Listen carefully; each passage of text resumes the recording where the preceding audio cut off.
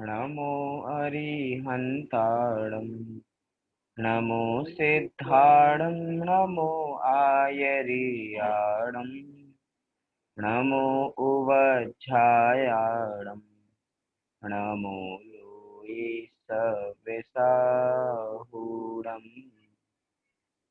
मङ्गलं भगवान् वीरो मङ्गलं गौतमो गणी मङ्गलं कुन्दकुन्दाद्यो जैनधर्मोऽस्तु मङ्गलम् सर्वमङ्गलमाङ्गल्यं सर्वकल्याणकारकं प्रधानं सर्वधर्माणां जैनं जयतु शासनम् जैनं जयतु शासनम् आत्मा ज्ञानं स्वयं ज्ञानं ज्ञानादन्यत् करोति किम् परभावस्य कर्तात्मा मोहोऽयं व्यवहारिणाम् अज्ञानतिमिरान्धानां ज्ञानाजन्यशलाकया चक्षुरुन्मीलितं येन तस्मै श्रीगुरुवे नमः तस्मै श्रीगुरुवे नमः। लघु जैन सिद्धांत प्रवेशिका, जिसमें हम जैन सिद्धांतों को तर्क की कसौटी पे, या कहें कि जैसा हमारे जिनागम में वर्णित है, जैसा आचार्यों ने उसके बारे में व्याख्यान किया है, उस अनुसार हम जैन परिभाषाओं को, जैन सिद्धांतों को समझने का प्रयास कर रहे हैं। कल हमारी बहुत सुंदर चर्चा हुई थी कुछ चंद प्रश्नों के माध्यम से। कल हमने विषय लिया था प्राण। कल प्राण, हमारे जो प्रश्न की संख्या चल रही है उसमें से पेज नंबर 20 से हमने लिया था प्राण के बारे में। प्राण को समझ रहे थे कि प्राण वास्तव में होते क्या हैं, जीव जीता है तो किस कारण से जीता है, उसके पीछे का कारण क्या है, जगत में प्राण किसको माना जाता है, और जैन धर्म में वास्तव में प्राण है क्या, इसको लेके हमने बहुत कल विस्तार से चर्चा देखी थी। कि देखा जाए तो प्राण के दो भेद बताए थे, कि दो भेद हैं, एक होता है द्रव्य प्राण और एक बताया था भाव प्राण। द्रव्य प्राण 10 बताए थे। 10 कैसे बताए थे? 5 इंद्रियां, 3 बल, श्वासोच्छ्वास और आयु। तो ये संक्षेप में देखना चाहें तो ये हमारे 10 प्राण हम 4 के रूप में भी देख सकते हैं, क्योंकि तिक काले चदुपाणा, ऐसा हमें आदेश है द्रव्य संग्रहकार के तरफ से कि तिक काले चदुपाणा की 4 प्राण भी होते हैं। अब इसी का विस्तार देखें तो 10 प्राण हो जाते हैं, जैसे 5 इंद्रियां, 3 बल, श्वासोच्छ्वास और आयु। तो ये 10 प्राण कैसे हैं? ये 10 प्राण द्रव्य प्राण हैं और पौद्गलिक प्राण हैं। पुद्गल की रचना है, हमारी कोई विशेष रचना हमारी नहीं है। इनका संबंध हमसे कुछ संबंध नहीं है, क्योंकि ये सारी रचना पौद्गलिक की रचना है और पुद्गल और मैं बिल्कुल जुदा जुदा तत्व हूँ। ऐसी बात कही थी। फिर आगे हमने भाव प्राणों को भी समझने का थोड़ा प्रयास किया था कि भाव प्राण होते क्या हैं। तो बताया था कि चैतन्य और बल प्राण को भाव प्राण कहते हैं। क्या कहा था? कि चैतन्य और बल प्राण, दो चीजें ली थी कि भाव प्राण किसे कहते हैं, चैतन्य और बल प्राण को भाव प्राण कहते हैं। इस परिभाषा के माध्यम से ही हमें समझ में आ गया कि भाव प्राण के दो भेद होते हैं। कितने भेद? भाव प्राण के दो भेद होते हैं। एक होती हैं भावेंद्रियां, पहला भेद है भावेंद्रियां और दूसरा है बल, 3 बल। तो दो भेद हो गए यहाँ पे, भावेंद्रियां और 3 बल, ऐसे भेद यहाँ पे बनते हैं। और जब आप पुस्तक में देखोगे तो इसी प्रश्न में 109 नंबर के प्रश्न में आपको दो भेद के सामने छोटा सा एक नजर आएगा। वो फुटनोट देखिए, उस फुटनोट में क्या लिखा है? फुटनोट में लिखा है कि ये भेद संसारी जीवों में होते हैं। मतलब कि भाव प्राणों के जो हमने ऐसे दो भेद कर दिए हैं, कौन से दो भेद? भावेंद्रिया रूप और बल प्राण रूप, ऐसे जो दो भेद किए गए हैं वो किस अपेक्षा से किए गए हैं? वो भेद अपने संसारी जीवों की अपेक्षा से किए गए हैं, मुक्त जीवों की अपेक्षा से नहीं किए गए हैं। क्योंकि जीव भी दो प्रकार के होते हैं, एक होते हैं संसारी जीव और एक होते हैं मुक्त जीव। तो यहाँ पे जो ये दो भेद हमें भाव प्राण के मिलते हैं, भावेंद्रिया और बल प्राण, ये क्या है? ये मात्र संसारी जीवों के पाए जाते हैं और किसी के भी पाए नहीं जाते। क्यों? किसी ना किसी कर्म का इसमें उद्देश्य है, क्षयोक्षम जुड़ा रहता है और संसारी जीवों के ये सब चलता है, इसीलिए यहाँ पे भाव प्राण संसारी जीवों के बताए गए हैं। तो वास्तव में फिर सिद्ध भगवान कैसे रहते होंगे? सिद्ध भगवान क्या प्राणों से रहित हैं? नहीं, उनको भी प्राण है, लेकिन उनको ऐसे प्राण नहीं है जिनकी हम बात कर रहे हैं। उनको कैसे प्राण है? उनको मात्र चैतन्य प्राण है। कैसे प्राण है उनके? उनके मात्र चैतन्य प्राण है। जिन प्राणों की हम बात करते हैं उनसे तो उनको अतीत बता दिया, प्राणातीत, कि प्राणों से जो रहित हो चुके हैं ऐसे सिद्ध भगवान, उनको ऐसे कोई प्राण नहीं है, ऐसी कोई इंद्रियां नहीं है, ऐसे कोई ज्ञान का क्षयोपशम नहीं है। वो ज्ञान के क्षयोपशम के कारण नहीं जानते हैं। उनका ज्ञान वो जीते हैं तो कैसे जीते हैं? अपने चैतन्य बल के कारण जीते हैं, अपने चैतन्य प्राणों के कारण जीते हैं। वास्तव में तो हम भी अपने चैतन्य प्राणों के कारण ही जीते हैं, लेकिन उसमें संयोग कहें तो उसमें ज्ञान का जो क्षयोपशम होता है वो काम करता है। अन्य बहुत सारी चीजें हैं जो हमें जीवित रखती हैं, मतलब एक पर्याय में जीवित रखती हैं। ऐसी बहुत सारी चीजें उसके साथ जुड़ी हुई हैं। तो कल की कक्षा में हमने देखा था कि भाव इंद्रियों को कल हमने समझा था कि भाव इंद्रियां 5 प्रकार की होती हैं। ये भाव इंद्रियां वैसे ही 5 भेद हैं जैसे हमने द्रव्य इंद्रिय के 5 भेद देखे थे। स्पर्शन इंद्रिय, रसना इंद्रिय, घ्राण इंद्रिय, चक्षु इंद्रिय और कर्ण इंद्रिय। ऐसे 5 भेद तो हमने देखे, लेकिन ये 5 भेद द्रव्य इंद्रियों जैसे नहीं है। इसमें ज्ञान का क्षयोपशम काम करता है, जिसके कारण हमें कोई वस्तु जानने में आती है। अगर उस वस्तु पे आवरण हो, अर्थात हमारे ज्ञान पे आवरण हो, तो हमें कोई चीज जानने में नहीं आएगी। जैसे कभी कभार इन सब बातों को जान के हम संतोष धारण कर सकते हैं, हम सुखी हो सकते हैं कि हम कभी कभार हमें कोई घर में चीज नहीं मिल रही होती है या बहुत जरूरी चीज है और वो किसी ने बहुत अच्छी तरह संभाल के रख दी है, तो हम क्या हो जाए, हम तिल मिला उठते हैं, हम गुस्सा करने लग जाते हैं कि कहाँ चली गई वो मेरी चीज, कितनी जरूरी है वो मेरे कागज, और तुमने खो दिया, ये कर दिया। भैया कोई चीज कहीं पे भी खोती नहीं है। खोई कहाँ है? खोई हमारे ज्ञान में है। वस्तु तो जहां होती है वस्तु वहीं होती है, वस्तु खोती है तो ज्ञान में वस्तु होती है, और कहीं भी नहीं खोती है। क्यों? क्योंकि ज्ञान पे आवरण डला है, और जब तक वो आवरण नहीं हटेगा तब तक वो वस्तु हमें दिखाई देने वाली नहीं है। चाहे हमारे आंखों के सामने ही क्यों ना रखी हो, लेकिन उसके बावजूद भी अगर आवरण है तो वो वस्तु हमें दिखाई देने वाली नहीं है। ऐसी कल बहुत सारी मार्मिक बातें हमने इसके साथ की थी कि ये ज्ञान कितना ही महान चीज है कि द्रव्य इंद्रियों की अपेक्षाओं से रहित भी ये काम करता है। ये भाव प्राण कहें, भाव इंद्रियां, कितनी महिमा है इस भाव इंद्रियां की, कि हम कोई चीज कहते हैं और आपको उसके बारे में सब कुछ ख्याल आ जाता है। जैसे कल कहूं, हमने एक एक इंद्री पे बात की थी। हम एक विषय उठाएं या एक पदार्थ उठाएं, उस एक पदार्थ को लेके हमें पांचों इंद्रियों की स्मरण याद आ जाते हैं। उदाहरण के लिए कहूं, मैं कहूं रसगुल्ला, मैंने क्या कहा? रसगुल्ला। कल हमने गुलाब जामुन को याद किया था, आज रसगुल्ला। आज हम बात कर रहे हैं रसगुल्ले की। कैसा होता है वो रसगुल्ला? मैंने आपको रसगुल्ला दिखाया नहीं, लेकिन उसके बावजूद भी आपको पता लग गया कि वो रसगुल्ला कैसा होता है। वो सफेद सफेद होता है, चाशनी के सहित होता है, और कैसा होता है, मुंह में जाते ही पिघल जाता है, बहुत आनंद आता है खाने में, मीठा मीठा लगता है, चाशनी में मजा आता है। चाशनी किस कलर की होती है? मतलब कि अभी बैठे बैठे आपने रसगुल्ला चखा नहीं, रसगुल्ला देखा नहीं, और उसके बावजूद भी उसका पूरा ज्ञान हो गया। तो ये ज्ञान का ही हमारा कमाल है कि ज्ञान कहाँ से कहाँ पहुंच जाता है हमें पता नहीं। ये हमारे ज्ञान की महिमा है। तो इसी ज्ञान के माध्यम से हम अपनी आत्मा को जानने में लगाएं। उदाहरण था, वो तो एक देश था। रसगुल्ला याद कराना हमारा प्रयोजन नहीं है, आत्मा याद कराना हमारा प्रयोजन है। आत्मा दिखनी चाहिए। अब आत्मा हमें कोई हाथ पे रखे, कोई कहे आत्मा हाथ पे रख के दिखाओ, तो हम आत्मा मानेंगे? नहीं, आत्मा ऐसी नहीं है। आत्मा मात्र ज्ञान से जानी जा सकती है और किसी के माध्यम से नहीं जानी जा सकती। ये जो द्रव्य इंद्रियां है हमारी, चक्षु इंद्रिय, कोई कहे कि हमें, कोई, मैं मोक्ष को एक टास्क दूं कि मोक्ष मुझे आत्मा सिद्ध करो, कि मुझे आत्मा हाथ पे रख के दिखाओ तो ही मैं आत्मा मानूंगा, तो बताओ आंख पे रख के दिखा सकते हो आत्मा? देखो ये होती है आत्मा, ऐसी होती है, ये मेरी आत्मा है, ऐसा कोई बता सकता है? नहीं बता सकता। मतलब ये द्रव्य इंद्रियों का विषय नहीं है। और वास्तव में तो बात करें, ये विषय आत्मा को जानने का भावेंद्रिय का विषय भी नहीं है ये तो।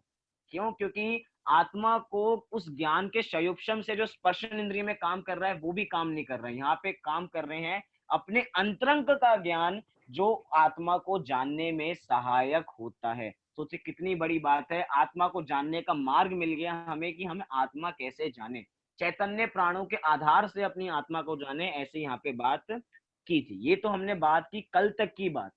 अब थोड़ी और आज की बात करें। आज नया नया विषय नहीं, पुराने विषय में ही एक हमारी चीज बची थी, भाव बल प्राण। क्योंकि हमने देखा था कि भाव प्राण के भी दो भेद बताए थे, एक बताया था भावेंद्रिया और दूसरा बताया था बल प्राण। तो भावेंद्रियों के बारे में तो हमने विस्तार से चर्चा की। आज की कक्षा में चर्चा करेंगे हम भाव बल प्राण की। किसकी? भाव बल प्राण की। तो प्रश्न आप पेज नंबर निकाल लीजिए, पेज नंबर 21। 21 पेज नंबर पे 111 नंबर का प्रश्न। संख्या भी कितनी अच्छी है, 111, 111। अब तीनों को जोड़ लीजिए तो 3 हो जाते हैं, और 3 क्या होती हैं? 3 रत्नात्रय होते हैं। अर्थात इसको अच्छी तरह समझ जाओगे तो रत्नात्रय अवश्य प्रकट हो जाएगा। तो जो जो रत्नात्रय प्रकट करना चाहते हैं इस परिभाषा को ध्यान से याद करें। चलिए, भाव बल प्राण के कितने भेद हैं? सबसे पहला प्रश्न 111 नंबर का, कि भाव बल प्राण के कितने भेद हैं। तो यहाँ पे ही फुटनोट दे रखा है, फुटनोट में 3 नंबर का फुटनोट है, और लिखा है कि भाव बल प्राण जीव के वीर्य गुण की पर्याय है। द्रव्य बल प्राण पुद्गल की वीर्य गुण की पर्याय होती है। यहाँ पे किस गुण को याद किया गया? यहाँ पे याद किया गया है वीर्य गुण को। और उस वीर्य गुण की पर्याय बताई जा रही है कि वो वीर्य गुण है, उस गुण की जो पर्याय होती है वो है अपनी भाव बल प्राण। और ये वीर्य गुण किस किस में पाया जाता है? 6 द्रव्यों में से वीर्य गुण किन किन द्रव्यों में पाया जाता है? तो मात्र 2 द्रव्यों में ये वीर्य गुण पाया जाता है, एक जीव द्रव्य में और एक पुद्गल द्रव्य में। वीर्य गुण किन 2 द्रव्यों में है? जीव में और पुद्गल में। तो जीव और पुद्गल की ही जब विशेष पर्याय होती हैं, वो उस विशेष पर्याय का नाम ही क्या है? बल प्राण। और जब पुद्गल की विशेष पर्याय होती है, मतलब पुद्गल का वीर्य गुण काम करता है, तो द्रव्य बल प्राणों की रचना होती है। और हम कहें कि जब जीव के वीर्य गुण की पर्याय होती है, जब जीव के वीर्य गुण की पर्याय आती है तो भाव बल प्राण होते हैं। मतलब कि यहाँ पे बल प्राण के भी 2 भेद बता दिए, एक तो होते हैं द्रव्य बल प्राण और एक होते हैं भाव बल प्राण। बल अर्थात हमने देखा था इसके 3 भेद हैं, कि कौन कौन से? मन, वचन और काय। कौन से भेद हैं? मन, वचन, काय, जिसको योग के नाम से भी हम जानते हैं कि 3 योग मन वचन काय ऐसे होते हैं। तो ऐसे 3 मन वचन काय, ऐसे 3 योग या 3 बल, और यहाँ पे ऐसे भेद कर रहे हैं भाव बल प्राण और द्रव्य बल प्राण। तो वास्तव में तो जो द्रव्य बल प्राण है वो एक पौद्गलिक रचना है, और जो अपने भाव बल प्राण है वो अपने चैतन्य के प्राण है, वो अपने भाव प्राण है, वो भाव बल प्राण। उनका इनसे कोई संबंध नहीं है। मतलब कि हम बहुत बार, अनेक बार कहते हैं कि आपको शरीर में ताकत लानी है तो बादाम खाइए, दिमाग बढ़ाना है तो बादाम खाइए, ताकत लानी है, ये हड्डियां मजबूत करनी है तो ज्यादा से ज्यादा पनीर खाएं, विटामिन लें, ये करें। तो ये जितनी भी हम चीजें कर रहे हैं, इससे क्या बढ़ने वाला है? इससे बढ़ने वाला है द्रव्य बल प्राण। वो भी निमित्त नैमित्तिक संबंध है, अगर बढ़ेगा तो बढ़ेगा, नहीं तो जरूरी नहीं है कि बढ़े। बचपन में एक बहुत सारी गोलियां आती थी कैल्शियम सैंडोज, जिससे हम खाते थे और हमारी उससे हड्डियां बढ़ा करती थी। कहा जाता था कि हड्डियां बढ़ती हैं, लेकिन बढ़नी होंगी तो बढ़ेंगी। तो जो वो बढ़ रही हैं, वो बढ़ रहे हैं आपके द्रव्य बल प्राण। और हम यहाँ पे बात कर रहे हैं भाव बल प्राण की। किसकी बात कर रहे हैं? भाव बल प्राण की, जो अपने हैं और किसी के नहीं है। मतलब इस परिभाषा को पढ़ के तो हमारे कितनी सारी ग्रंथियां, जो हमारे मिथ्यात्व की ग्रंथियां हैं, वो इस परिभाषा को पढ़ के हमारी खुल जाती है।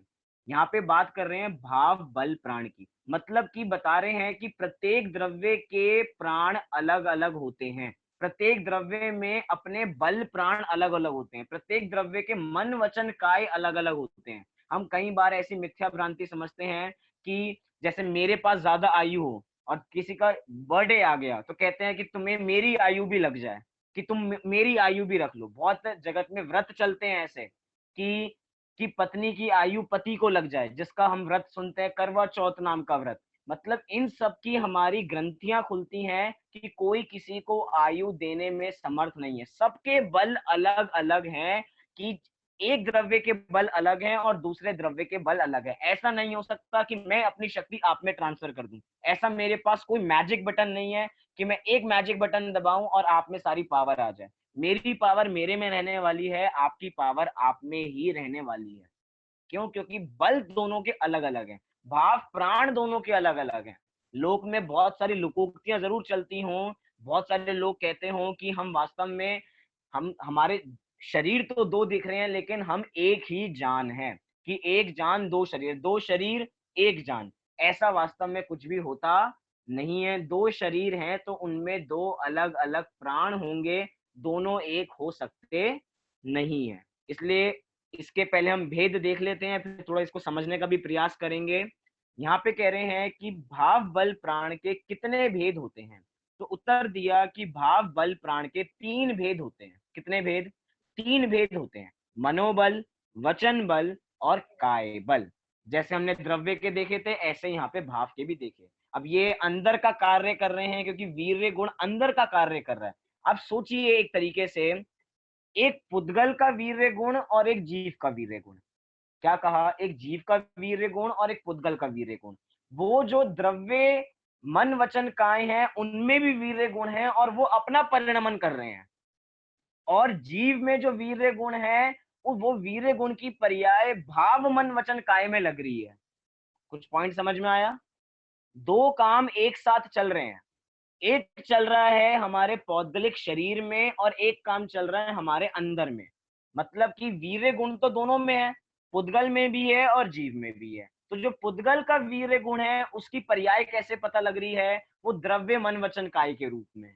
और जो अपनी अ, जीव का जो वीर्य गुण है, जीव के वीर्य गुण की पर्याय हमें कैसे दिख रही है? भाव मन वचन काय के रूप में।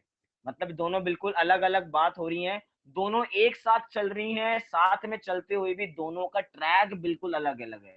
दोनों सेम रेस कोर्स पे भाग रहे हैं, दोनों बिल्कुल पैरेलल चल रहे हैं। पैरेलल चलते हुए भी दोनों के रास्ते अलग अलग हैं, दोनों बिल्कुल जुदा जुदा मार्ग पे चल रहे हैं, चाहे परिणमन दोनों एक साथ कर रहे हैं। तो ये बिल्कुल अलग अलग चीज है। तो यहाँ पे भाव बल प्राण के तीन भेद बता दिए, मनोबल, वचन बल और काय बल। तो यहाँ पे हमने प्राणों की चर्चा हमने पूरी की कि प्राण वास्तव में कितने होते हैं, कैसे होते हैं। अभी मैं आपको एक बहुत, हम ये भी देख लेते हैं कि किस जीव में कितने प्राण होते हैं, कि किस जीव में कितने प्राण होते हैं और किस जीव में कितने प्राण नहीं होते हैं। ये सब हम ऐसे समझेंगे कि एक इंद्रिय जीव के प्राण कैसे हैं, दो इंद्रिय में कितने होते हैं। इस सबको अभी हम उसी पीपीटी के माध्यम से देख लेते हैं। उसमें एक पेज है, उसके माध्यम से हमारा सारा विषय क्लियर हो जाएगा। अभी आप सबको पीपीटी दिखाई दे रही होगी।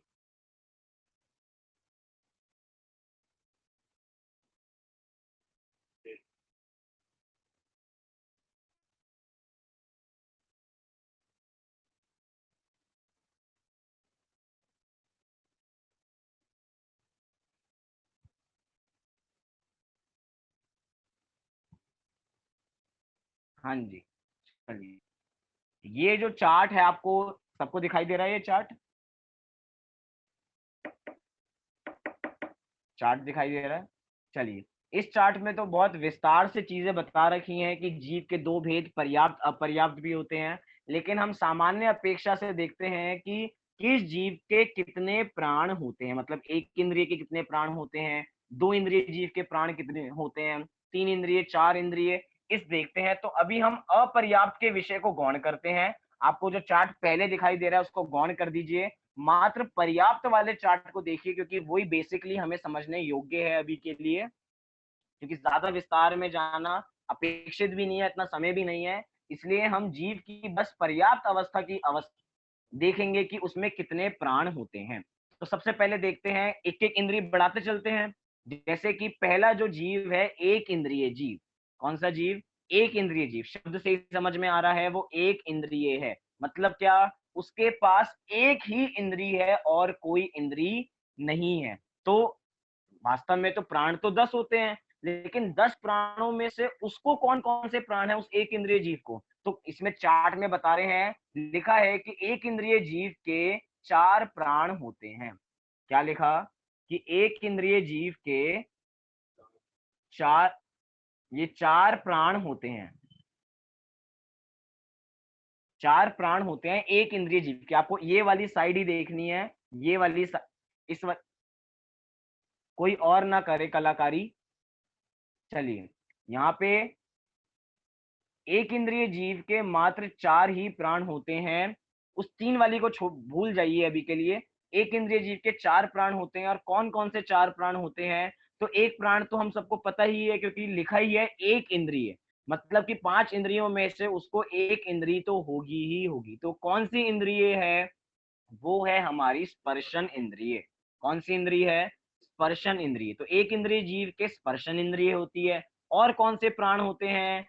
तो काय बल होता है, मतलब 3 बलों में से मन नहीं होता है, वचन नहीं होता है। क्या होता है? उनके पास काय बल होता है, और क्या होती है? उनके पास आयु होती है, और श्वासोच्छ्वास नाम का प्राण उनके पास होते हैं। मतलब कि कितने प्राण होते हैं एक इंद्रिय जीव के? 4 प्राण होते हैं।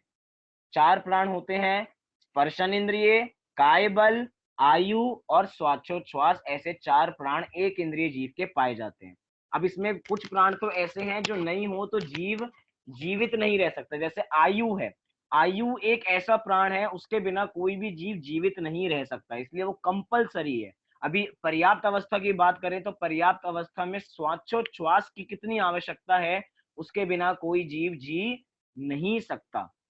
फिर स्पर्शन इंद्रिय, आपको पता है हमारे पास 5 इंद्रियां हैं, और 5 इंद्रियों में से 4 इंद्रियां तो खंड खंड हैं, लेकिन एक इंद्रिय ऐसी है जो अखंड है, वो है हमारी स्पर्शन इंद्रिय। जैसे कि कहें कि चक्षु इंद्रिय आपके पास कहाँ पे है? चक्षु इंद्रिय यहाँ पे है। आपकी कर्ण इंद्रिय कहाँ पे? कर्ण हमारे यहाँ पे है।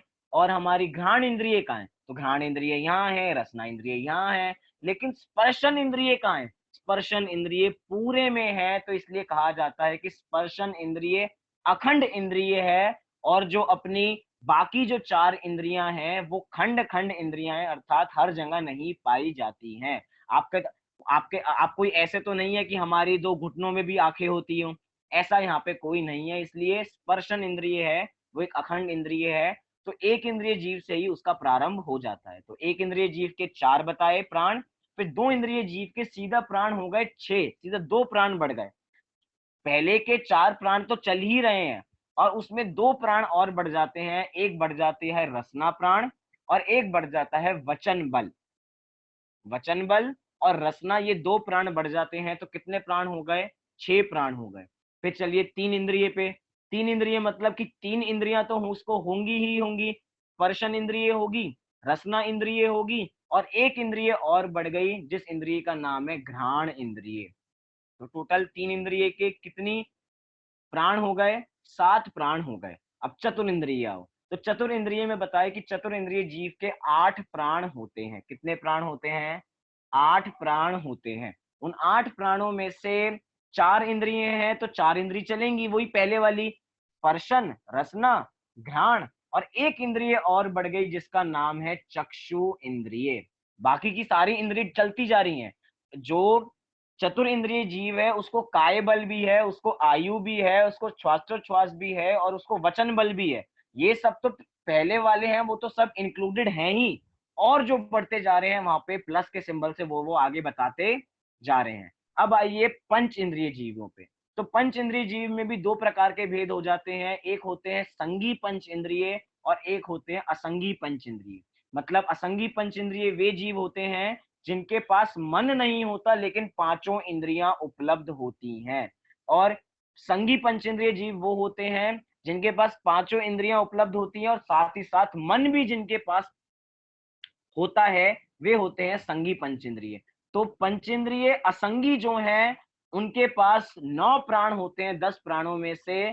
तो हो गए कुल मिला के 9 प्राण। क्या कौन सा प्राण बढ़ा? तो कर्ण प्राण उनके बढ़ जाता है। अब आए पंचेंद्रिय संगी पे। तो उसके कितने प्राण होते हैं? तो उसके होते हैं 10 प्राण। 10 प्राणों में एक प्राण बढ़ गया मन बल। अब उसके तीनों बल पूरे हो गए, अब उसकी पांचों इंद्रियां पूरी हो गई, अब उसके पास श्वासोच्छ्वास आ गई, अब उसके पास आयु आ गई, मतलब कि संगी पंचेंद्रिय जीवों के पास 10 प्राण होते हैं। अब मैं आपसे बहुत सरल सा प्रश्न तो आपसे नहीं करूंगा कि आपके पास कितने प्राण होते हैं, क्योंकि आप लोगों को पता लग गया कि आप सब लोग संगी पंचेंद्रिय हैं।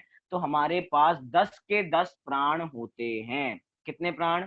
10 के 10 प्राण हमारे पास होते हैं। तो इस चार्ट के माध्यम से हमने ये याद किया कि एक इंद्रिय जीव के 4, दो इंद्रिय जीव के 6, तीन इंद्रिय जीव के 7, चतुर इंद्रिय जीव के 8, असंगी पंचेंद्रिय जीवों के 9 और संगी पंचेंद्रिय जीवों के 10 प्राण हुआ करते हैं। तो आपको ये चार्ट भी क्लियर हो गया होगा, जहां तक याद भी हो गया होगा। नहीं हुआ हो तो याद जरूर कर लीजिए, क्योंकि ये हमारी जर्नल नॉलेज है हमारे ग्रंथों की, जो हमें अवश्य ही होनी चाहिए। चलिए, अब हमने अपने प्राण विषय, जो प्राण संबंधी जितना भी विषय था, हमने अब उसको पूरा समझ लिया है। अब एक बहुत बढ़िया प्रश्न हमारे सामने आ रहा है, जिसको समझना एक तरीके से हर जीव की ऐसी जिज्ञासा होती है।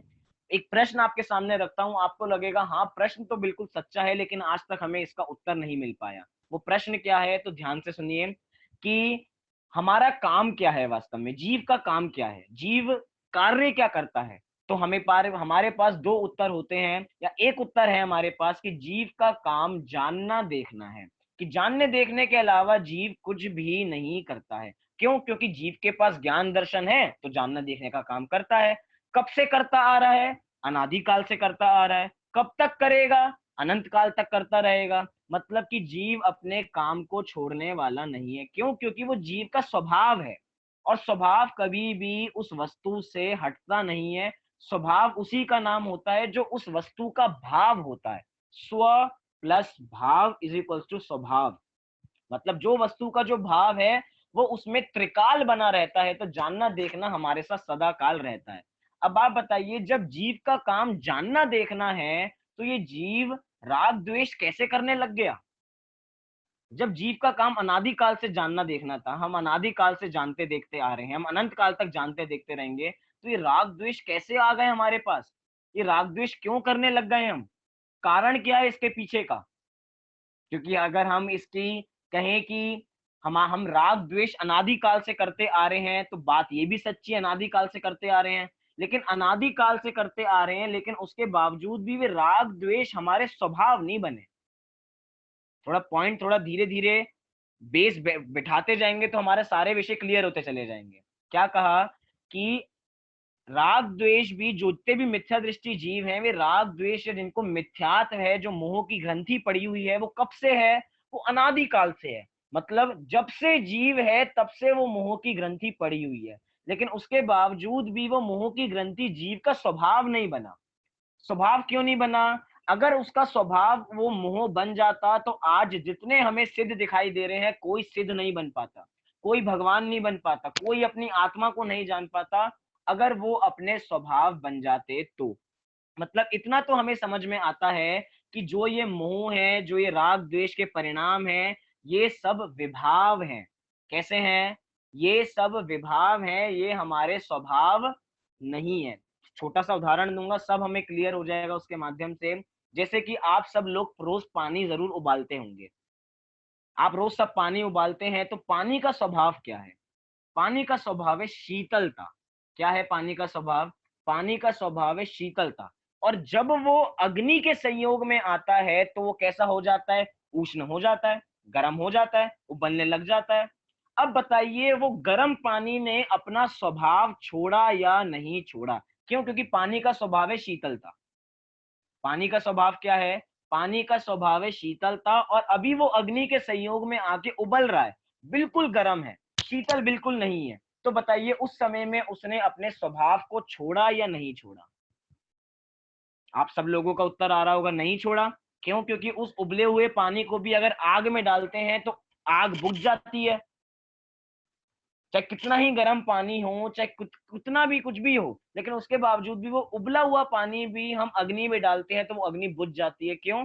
क्योंकि जो अपना पानी है, उसका स्वभाव है शीतलता। और थोड़ी देर में हम देख भी सकते हैं, थोड़ी देर बाद वो पानी अपने वापसी अपनी फॉर्म में आना चालू हो जाता है, वापसी वो शीतल होने लग जाता है। चाहे उस पानी को हम बर्फ जमा दें उसकी, तो थोड़ी देर बाद पिघल के वो अपने वापसी अपने स्वभाव में आ जाएगा। मतलब जो गर्माई थी, जो ठंडक थी, वो उसका विभाव था, वो उसका स्वभाव नहीं था। मतलब इस पॉइंट से हमें क्या समझ में आया है? वे उसके विभाव था, वो उसका स्वभाव नहीं था। अगर विभाव स्वभाव बन जाता तो पानी कभी भी शीतल नहीं हो पाता, हमेशा के लिए उबल जाता, कभी अपने वापसी अपने फॉर्म में नहीं आ पाता। ऐसे ही अपने जीव के साथ है। जीव का काम तो जानना देखना ही है, अनादि काल से जानना देखना था, अनंत काल तक जानना देखना ही करता रहेगा। लेकिन ये विभाव है, ये मिथ्यात्व है, ये राग द्वेष है, जो विभाव रूप में इस जीव के साथ हैं, या कहें कि इस जीव ने इन मिथ्यात्व को अपने साथ बांध रखा है। तो जब तक ये हैं तब तक ये उसको विभाव रूप परिणमन कराते रहते हैं। क्या कहा? ये उसको विभाव रूप परिणमन कराते रहते हैं। लेकिन हमारा प्रश्न अभी भी वही बना हुआ है, जब हमारा स्वभाव जानना देखना है तो हम विभाव रूप कैसे परिणमित हुए? क्योंकि कारण ही नहीं बनता, हमारे में ऐसा कुछ काम ही नहीं है कि हम उल्टे रूप परिणमन करने लग जाएं। जब हमारा काम ही जानना देखना है तो हम राग द्वेष कैसे करने लग जाएं? तो आज हमारा यही प्रश्न है कि हमारा काम जानना देखना है, उसके बावजूद भी हम राग द्वेष कैसे करने लग जाते हैं, या उसके पीछे का कारण क्या है? मोक्ष कुछ कहना चाहता है। हाँ जी मोक्ष। जैस्मिन भैया, भैया जय मैं श्री। ना इस क्वेश्चन का आंसर देना चाहता हूँ। ये ऐसे होगा कि जीव ने अपने विभावों को ही स्वभाव मान रखा है, ये जीव की भूल है, क्योंकि उसने सोचा है कि विभाव ही मेरे स्वभाव है, उसने ऐसा मान रखा है। अच्छा, मतलब बहुत बढ़िया कि आप ये कहना चाह रहे हो कि हमने विभाव को ही अपना स्वभाव मान लिया और अपने स्वभाव को भूल गए हैं। तो जब तक हम विभाव को स्वभाव मान के बैठेंगे तब तक वो स्वभाव स्वभाव रूप में प्रकट नहीं होने वाला, वो विभाव ही बना रहेगा। ऐसा ही कहना चाहते हो मोक्ष? चलिए बहुत बढ़िया। यही बात है, वास्तव में तो हमने अपने विभाव को ही अपना स्वभाव मान के रख रखा है। हमारा काम तो जानना देखना है, लेकिन हमने क्या समझ लिया है कि हम क्रोधी हैं, हम मानी हैं, हम मायावी हैं, हम लोभी हैं। वास्तव में ये जीव का स्वभाव नहीं है। छोटा सा उदाहरण और देते हैं, फिर इस बात पे फिर से आएंगे। जैसे कि हम देखें कि एक बहुत सुंदर हार जमीन पे पड़ा हुआ है। क्या कहा? एक बहुत बढ़िया सोने का हार जमीन पे पड़ा हुआ है। हम जैसे जीवों को देख के, हम जैसे लोभी प्रकृति जीवों को देख के, उस हार को देख के ऐसा भाव आता है कि उस हार को जल्दी से अपनी जेब में रख लें। क्या भाव आता है? वो जमीन पे जो हार पड़ा हुआ है, बिल्कुल शुद्ध सोना पड़ा हुआ है, 4 लाख या 10 लाख की वो चीज पड़ी हुई है। हम जैसे लोभी जीवों को परिणाम आएगा, चलो इसको कोई नहीं देख रहा, इसको जेब में रख लेते हैं। लेकिन जब उधर से एक कुत्ता गुजरेगा, क्या कहा? जब उधर से कुत्ता गुजरेगा और उसको सूंघेगा, और जब उसको पता लगेगा ये मेरे खाने की चीज नहीं है, तो बिना देखे बिना भाव दिए वहां से निकल जाएगा। मतलब बस जान देख के उसको आगे निकल जाएगा, कोई भी राग द्वेष के परिणाम नहीं करेगा। क्यों? क्योंकि जानना देखना अपना काम है, राग द्वेष करना अपना काम नहीं है। जो राग द्वेष हम कर रहे हैं वो हमारा विभाव है, वो हमारा गुण नहीं है। और कभी भी विभाव को स्वभाव से ज्यादा मानने की भूल हमें नहीं करनी चाहिए। हम अनादि काल से संसार में हैं तो इसी कारण से है कि हमने विभाव को स्वभाव से बड़ा मान के रख रखा है। मतलब कि हम अपने स्वभाव को भूल जाते हैं और अपने मान को बढ़ाने लग जाते हैं। मतलब कि अहम अपने ऊपर इतना चढ़ जाता है कि हम अरहम से छूट जाते हैं।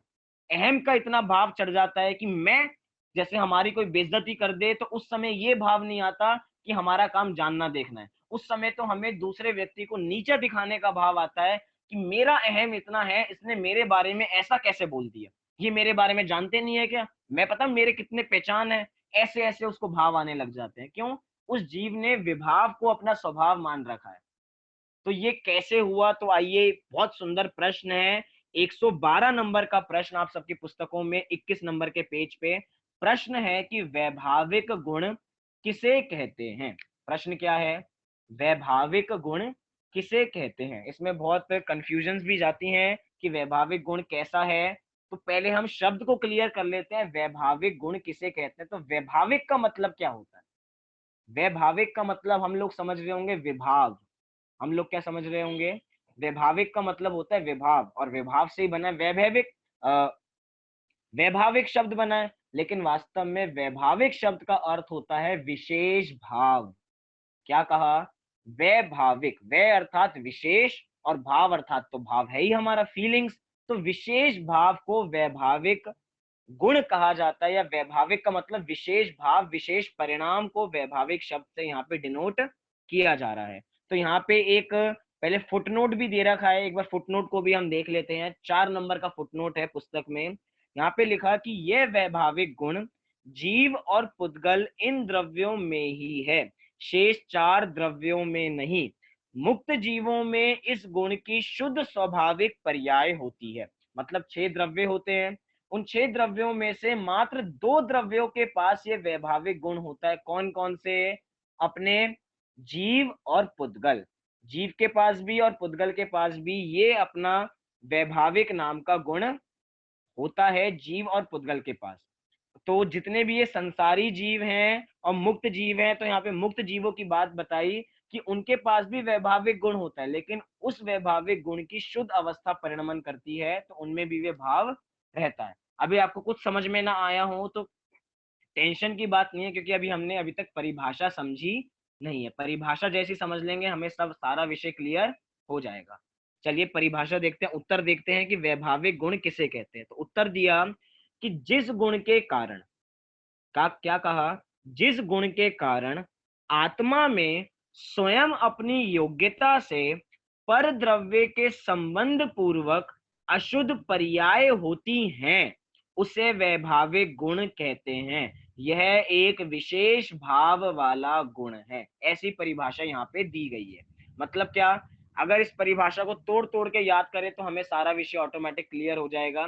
यहाँ पे लिखा जिस गुण के कारण, जिस गुण के कारण अर्थात किस गुण के कारण?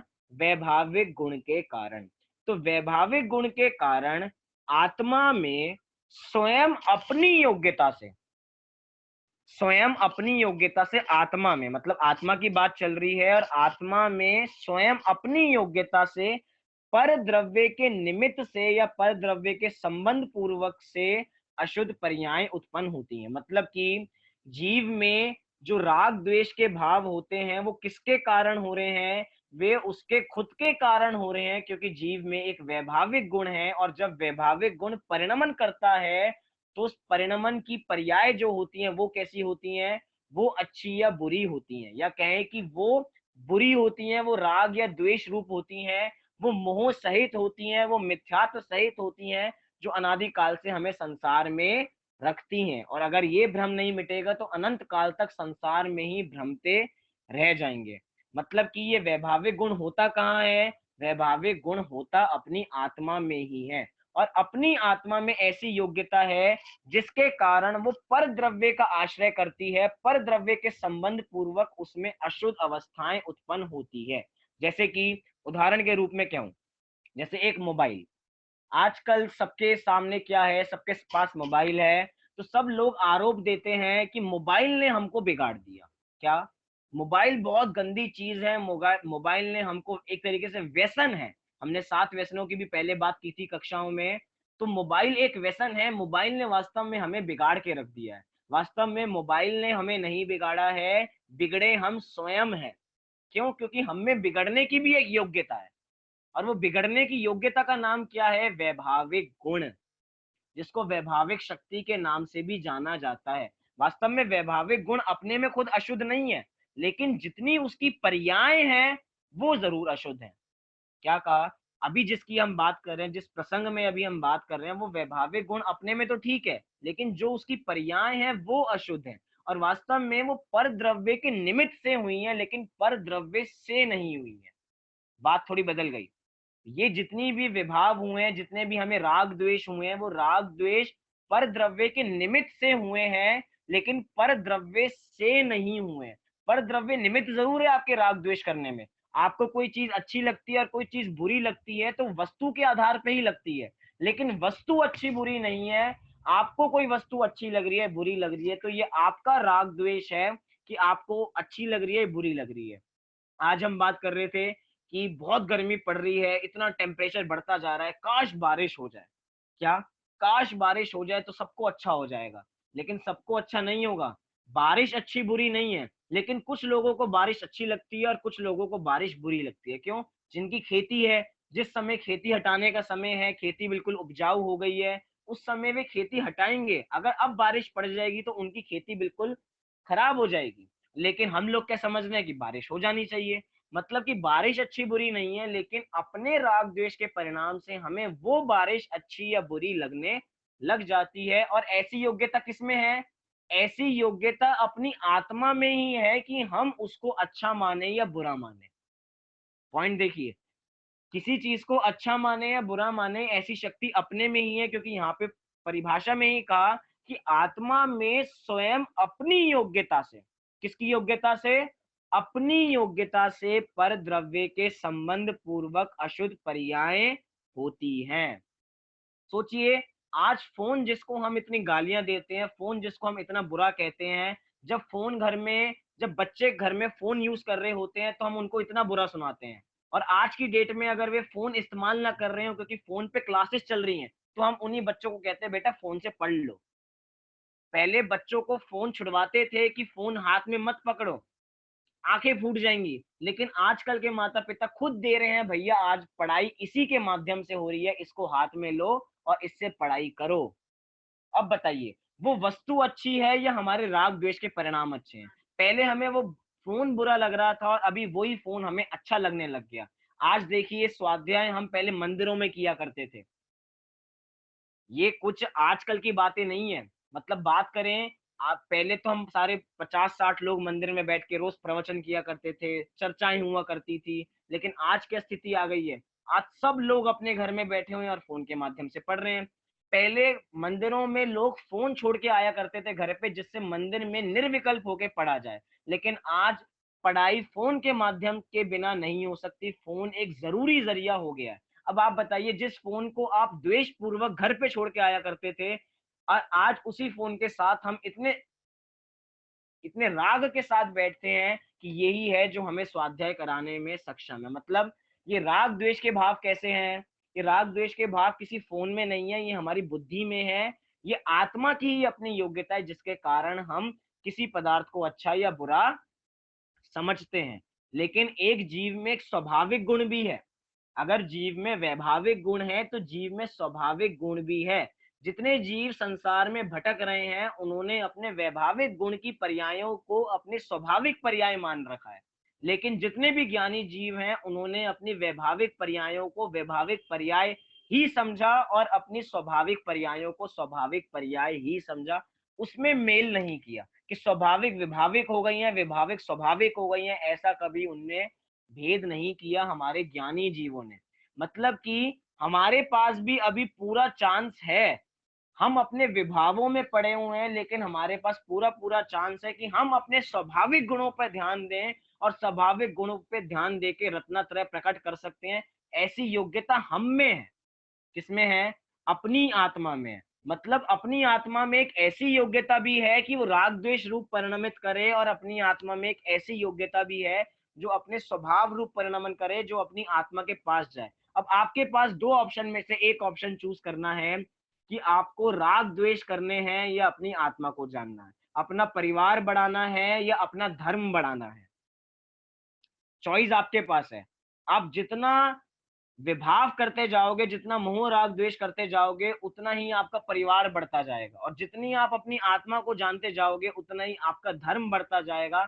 आप उतने ही बड़े धर्मात्मा कहलाते चले जाओगे जब आप अपनी आत्मा को जानना प्रारंभ कर दोगे। मतलब दोनों की लगाम हमारे हाथ में है। मतलब कि हमारा रिमोट किसी दूसरे के हाथ में नहीं है। हम राग द्वेष करते हैं तो अपनी योग्यता से करते हैं, क्योंकि उसका रिमोट भी हमारे हाथ में है। हम राग करना चाहें तो राग कर सकते हैं, द्वेष करना चाहें तो द्वेष कर सकते हैं, और चाहे तो अपनी आत्मा को जानना चाहें तो अपनी आत्मा को जान सकते हैं। 3 बटन है हमारे पास हमारे रिमोट में, अब जिसको दबाएंगे वो चीज हो जाएगी। राग करना चाहे तो राग होगा, द्वेष करना चाहे तो द्वेष होगा, और अपनी आत्मा को जानना चाहे तो आत्मा जानेंगे। अब 3 बटन है तो मैं तो चाहूंगा कि मैं तीसरा बटन दबाऊं, अपनी आत्मा को जानूं, क्योंकि राग द्वेष तो अनादि काल से करते आ रहे हैं। अगर अभी भी अपनी आत्मा को नहीं जाना तो राग द्वेष करते चले जाएंगे। हो सकता है बहुत लोगों को लग रहा हो ये तो वही पुरानी बातें हैं, हमने पहले से पढ़ रखी हैं, कितनी बार अनादि काल से सुनते आ चुके कि आत्मा को जानना है, आत्मा को जानना है, लेकिन उसके बावजूद भी आत्मा को नहीं जान पा रहे। सबसे बड़ी बात तो ये है। कभी कभार इतनी बोरिंग लगने लग जाती हैं ये बातें कि हर बार मंदिर में जाते हैं एक ही बात कही जाती है कि आत्मा को जानो, आत्मा को जानो, आत्मा को जानो। जानने में तो आती ही नहीं आत्मा। ऐसा लगता है कि फालतू बात कर रहे होंगे, लेकिन नहीं। हम जब तक राग द्वेष में लिप्त रहेंगे तब तक आत्मा हमारे ज्ञान का विषय ही नहीं बनेगा। वास्तव में आत्मा उसके पवित्र, उसके हृदय में उतरती है जिसका हृदय बिल्कुल पवित्र हो। जिसके हृदय में राग द्वेष नहीं हो उसको ही आत्मा जानने में आती है। जिसके हृदय में इतनी कलुषता भरी हुई हो, जिसके हृदय में इतना मैल भरा हो दूसरों के प्रति, राग द्वेष के इतने गंदे गंदे परिणाम हो, उसके हृदय में आत्मा नहीं आती है या उसको आत्मा जानने में नहीं आती है। तो पहले हमें क्या करना है? आप लोगों के लिए तो डबल मेहनत है, हम सब लोगों के लिए डबल मेहनत है। क्या डबल मेहनत है? पहले तो हमें अपनी भूमि साफ करनी है। कैसी भूमि साफ करनी है? जो भूमि हमारी राग द्वेष से कलुषित हो चुकी है, गंदी हो चुकी है, मैली हो चुकी है, उस पहले धूल को हटाना है। और जब वो धूल हटेगी उसके बाद आत्मा जानने में आएगी। तो हमें दो काम करने हैं। पहले तो अपने अज्ञान को मिटाना है, और अज्ञान को तब मिटाएंगे जब अज्ञान मिटेगा, तब ज्ञान प्रवेश करेगा, तब सम्यक ज्ञान प्रवेश करेगा। तो सबसे पहले हम क्या करें? सबसे बड़ी भूल अपने मिथ्यात्व को मिटाएं।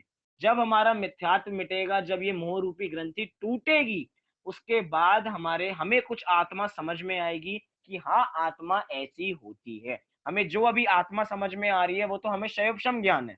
हमने रट लिया है, ग्रंथों में पढ़ के या सुन सुन के रट लिया है कि हाँ, आत्मा ऐसी होती है, बहुत सुखी होती है, ऐसी होती है।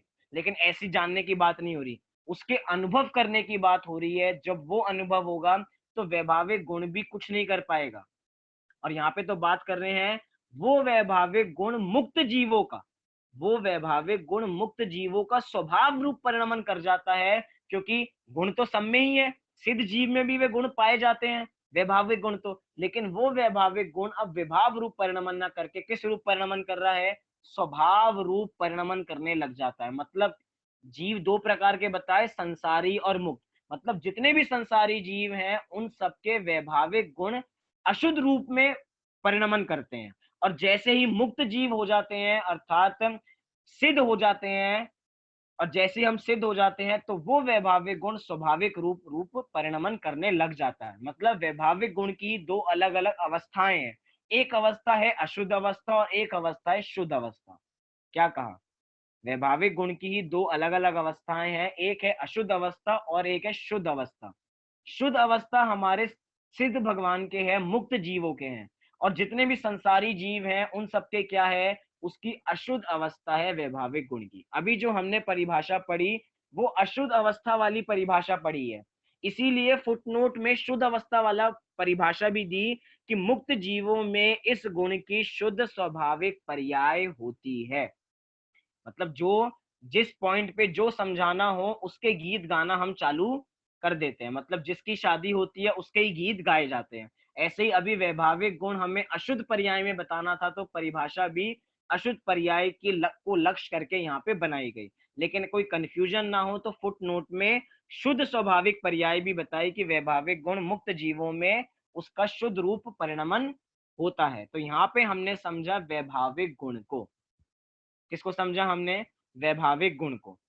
अब हमारे पास अब चार प्रश्न हैं। उन चार प्रश्नों में इतना समझाने के लिए विषय नहीं है, इसलिए चार प्रश्नों को देख के कल हम बहुत बढ़िया चर्चा, कल नहीं परसों से हम बहुत बढ़िया चर्चा प्रारंभ करेंगे अभाव की। चार अभाव जो हमारे जीवन जीने की कला है, आर्ट ऑफ लिविंग है, जो हमें चार अभाव सिखाएंगे। जल्दी से इन चार प्रश्नों को देख लेते हैं कि इन चार प्रश्नों में क्या समझाया जा रहा है। हमने सुना है कि अरहंत भगवान के 46 मूल गुण होते हैं, अरहंत भगवान के 8 मूल गुण होते हैं। तो 8 मूल गुण कौन से होते हैं? उनमें से चार मूल गुणों को तो हम समझते हैं। क्या कहा? उन चार मूल गुणों को तो हम समझते हैं कि जो अरहंतों के भी पाए जाते हैं, कि अनंत ज्ञान, अनंत सुख, अनंत वीर्य और अनंत दर्शन।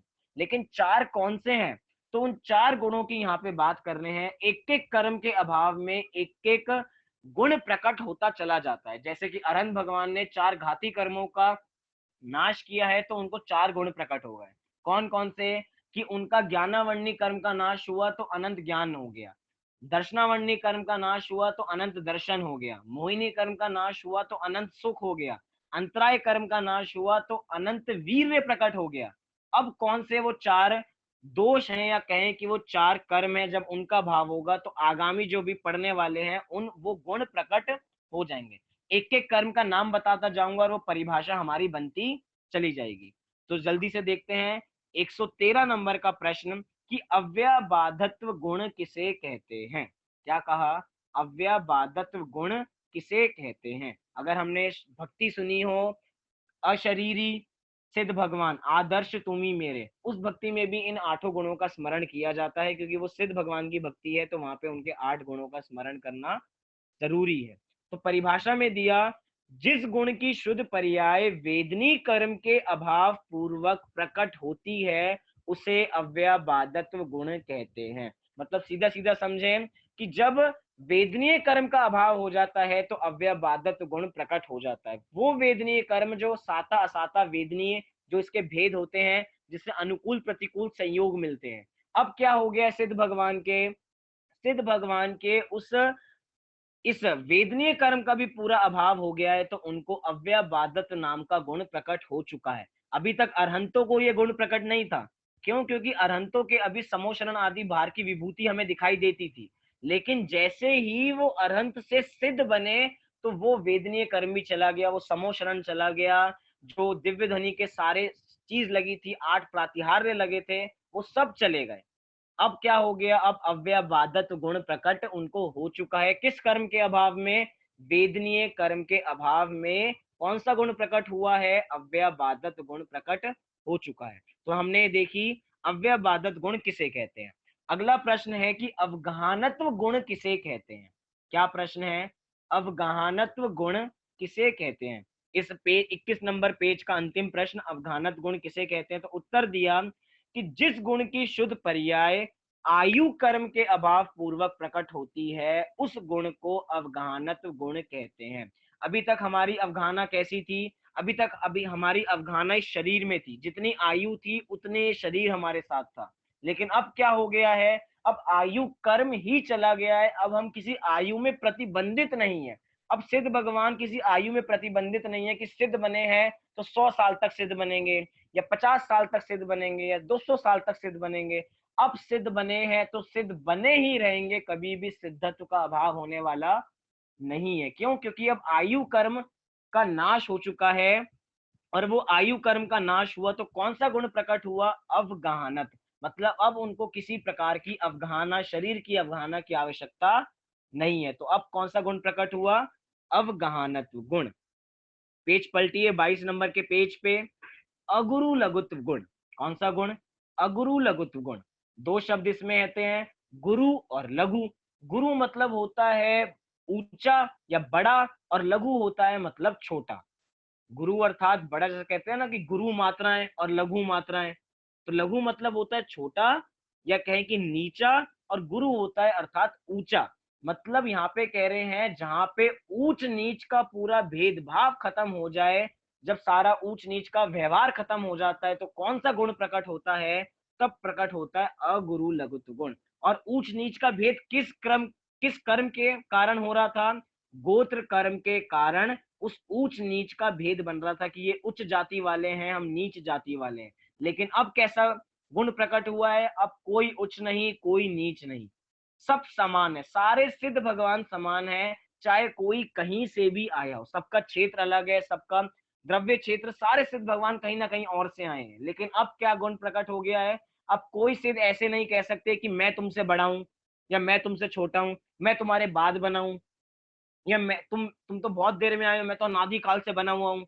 ऐसा कोई भेद नहीं है, क्योंकि ऊंच नीच का भेद पूरा खत्म हो चुका है। गोत्र कर्म के अभाव में अगुरु लघुत्व गुण प्रकट होता है। लिखा है कि जिस गुण की शुद्ध पर्याय गोत्र कर्म के अभाव पूर्वक प्रकट होती है और उच्चता नीचता का व्यवहार भी दूर हो जाता है, उस गुण को अगुरु लघुत्व गुण कहते हैं। तो यहाँ पे 3 गुण देखे। चौथा गुण क्या है? सूक्ष्मत्व गुण। चौथा गुण क्या है? सूक्ष्मत्व गुण। तो सूक्ष्मत्व गुण किसे कहते हैं? तो उत्तर दिया कि जिस गुण की शुद्ध पर्याय नाम कर्म के अभाव पूर्वक प्रकट होती है, उस गुण को सूक्ष्मत्व गुण कहते हैं। अभी तक नाम कर्म हमारे साथ चल रहा था तो हम स्थूल थे। सुनिए, जब तक हमारे साथ नाम कर्म था तब तक हम स्थूल थे। स्थूल का मतलब वो स्थूल जीव नहीं कह रहे हैं जो हमें दिखाई देते हैं, या सूक्ष्म और स्थूल जीव की बात नहीं चल रही है। जब तक नाम कर्म हमारे साथ था तब तक ये शरीर हमारे साथ था, और जैसे ही नाम कर्म का अभाव हुआ तो ये शरीर भी हम रहित हो गए। अब हम कैसे हो गए? पहले इंद्रियों से देखे जाते थे, अब हम अतीन्द्रिय हो गए, इसलिए हम सूक्ष्म हो गए हैं। पहले हम कैसे थे? पहले हम स्थूल थे, आंखों के माध्यम से दिखाई देते थे, लेकिन अब हमारा ऐसा स्वरूप हो गया है नाम कर्म के अभाव से कि अब हम सूक्ष्म हो गए हैं। अब हम इन इंद्रियों के माध्यम से दिखने वाले नहीं हैं। अब ये इंद्रियां हमारे सहायक नहीं है। इंद्रियों के माध्यम से हम सिद्ध भगवान को नहीं देख सकते। क्यों? क्योंकि उनका शरीर वास्तव में है ही नहीं।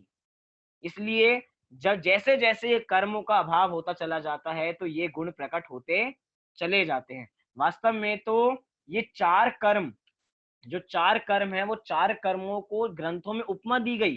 कैसी उपमा दी गई? जैसे कि जो रस्सी होती है, रस्सी जैसे जल जाती है और राख रूप में वैसी ही पड़ी रहती है।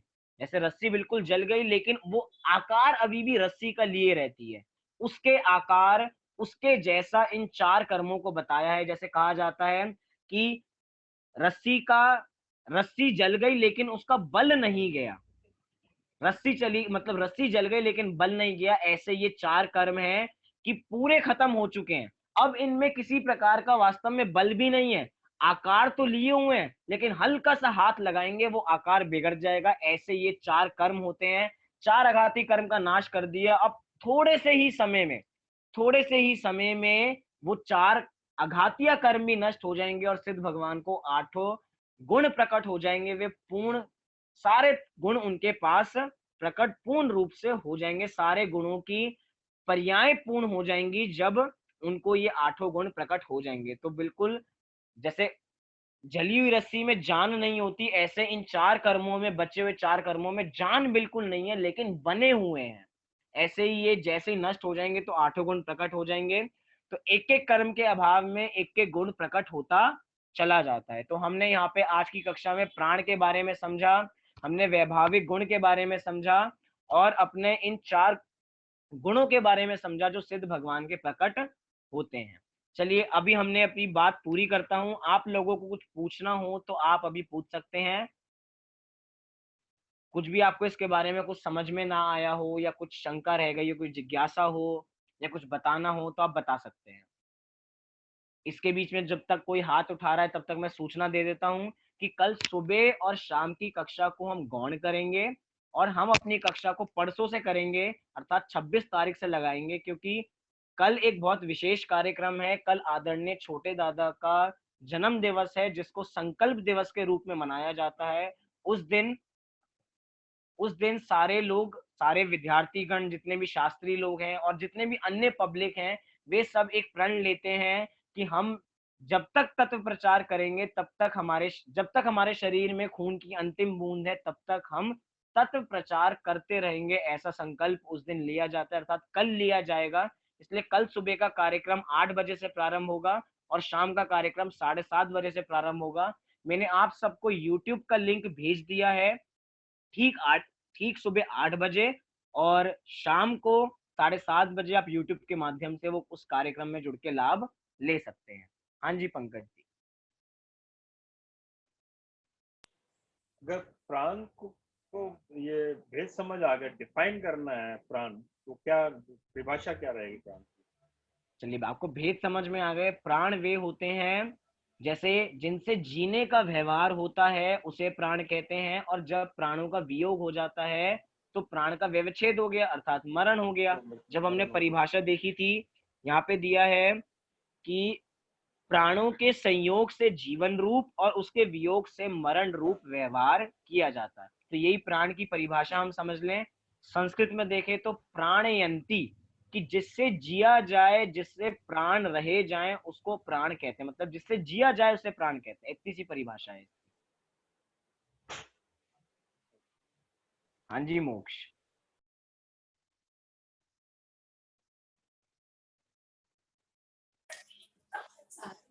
जैस्मिन भैया, भैया वो आपने जो थोड़ा सा आग पढ़ाया है ना, उसमें से ना तो मैं एक भजन है गायक उसके लक्ष्य में आए, उसकी ना थोड़ी सी लाइन गाना चाहूंगा, उससे थोड़ी सी रिलेटेड। बोलो बोलो, गाओ। पर द्रव्यों से भिन्न त्रिकालिक जब अनुभव में आएगा, शरीरादि पुतगल द्रव्यों का सर्व विमोह मलाएगा। ऐसा निर्मल भेद ज्ञानी, ऐसा निर्मल भेद ज्ञानी आत्मख्याति का सार, समय सार समय सार, महाग्रंथ समय सार। बहुत बढ़िया। आपके पास तो गला है, इतना सुरीला गला है। पंकज जी तालियां बजा रहे हैं कि बहुत बढ़िया गाया। वास्तव में बहुत बढ़िया गाया। बात भी बहुत बढ़िया है कि समय सार का सार, आत्म ख्याति का सार, कि भेद विज्ञान करना है। ये पर द्रव्य हैं, इनके संयोग से कलुषता आती है, लेकिन उसके बावजूद भी हम अपना स्वभाव का लक्ष्य करके उस कलुषता को मिटा सकते हैं। और ऐसा सार कुंद कुंद आचार्यों ने, कुंद कुंद आचार्य जैसे महान आचार्यों ने ग्रंथों में दिया है। तो उसका स्वाध्याय करेंगे तो निश्चित रूप से वो कलुषता मिटेगी ही मिटेगी। चलिए, और किसी को कुछ पूछना हो?